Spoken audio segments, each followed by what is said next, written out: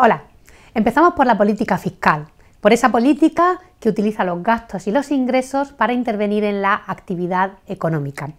Sabemos que el sector público es ese sector que ofrece los bienes y los servicios que no son ofrecidos de forma eficaz por las empresas privadas y que consideramos que son necesarios para el desarrollo de la sociedad. Esos son los gastos del sector público.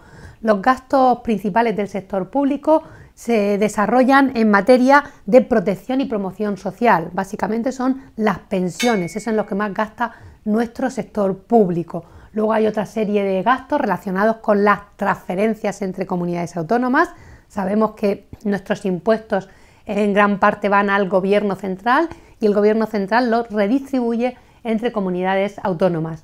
Pero también tenemos gasto en devolución de nuestra deuda pública, en otros servicios como puede ser la seguridad, el fomento de la industria, etc. Seguramente nos llama la atención que ahí no aparezcan dos grandes partidas de gastos como son la sanidad y la educación, pero es que esos son los gastos del gobierno central. La educación y la sanidad son competencias transferidas a las comunidades autónomas y estarán en las cuentas de gastos de los gobiernos de las comunidades autónomas, pero no en las partidas de gasto del gobierno central. Estos gastos debemos de pagarlos de alguna manera. ¿Cómo los paga el gobierno? A través de unos ingresos que provienen principalmente de los impuestos. Hay básicamente dos tipos de impuestos. Hay lo que llamamos impuestos directos y lo que llamamos impuestos indirectos.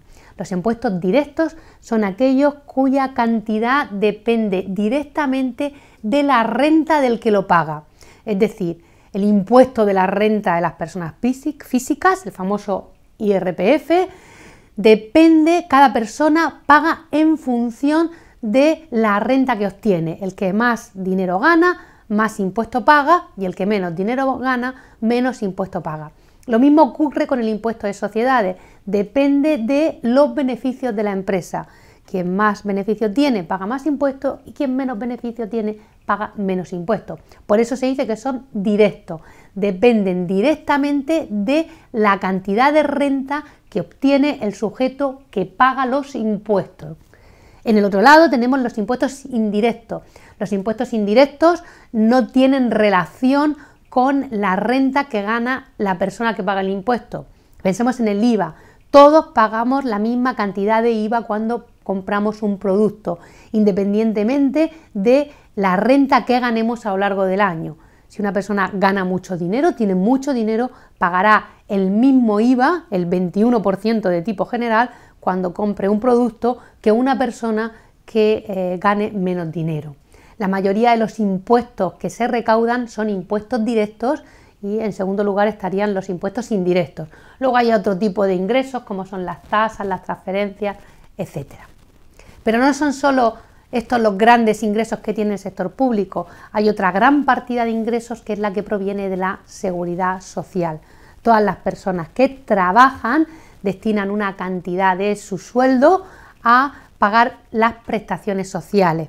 Prestaciones sociales que básicamente se engloban en tres: en la sanidad, en la prestación por desempleo y en la pensión. De esta manera el sector público se asegura que si nos quedamos sin trabajo, si nos jubilamos, no nos vamos a quedar sin dinero para subsistir y nos obliga a ahorrar para tener una renta mínima en esos casos. O en el caso de que tengamos una enfermedad grave, el gobierno quiere asegurarse de que no vamos a morir por esa enfermedad, sino que hayan los medios suficientes para que podamos ser curados o ayudar a mejorar nuestra salud.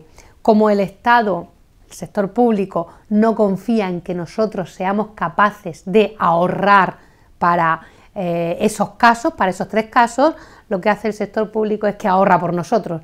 Y cada vez que cobramos nuestro sueldo, una parte no la quita y no la guarda para el caso de que tuviéramos que emplearla en mejorar nuestra salud, en pagarnos un paro o en pagarnos una pensión. Esto es parecido a si llenáramos una hucha cada vez que cobramos nuestro sueldo y dejáramos una parte en esa hucha para estas tres cosas. Pero en realidad no tenemos esta hucha. Si tuviéramos la hucha estaríamos en un sistema de capitalización, es decir, yo guardo una parte de mi sueldo, el sector público la invierte, la ahorra por mí y cuando me jubilo me la devuelve o cuando me quedo en paro me la devuelve. Pero esto no es así, sino que nosotros vivimos en un sistema de reparto, nuestro sistema económico es de reparto, es decir, esa hucha que yo estoy llenando se está usando para pagar las pensiones de las personas que están ahora jubiladas, el paro de las personas que no tienen nada de trabajo o la sanidad de aquella gente que lo necesita. Mi pensión, mi paro, lo pagarán generaciones futuras. Esto es así porque en el momento en el que se instauró el sistema de la seguridad social, que fue a partir del sistema democrático, cuando empezó el sistema democrático en España, las personas ya jubiladas o las personas mayores no habían cotizado previamente. Por tanto, desde ese primer momento hubo que utilizar las cotizaciones de las personas que en ese momento estaban trabajando para pagar a aquellas personas que nunca habían cotizado porque ni siquiera la ley contemplaba que cotizaran. Y esto lo hemos ido arrastrando a lo largo del tiempo. Muchas gracias.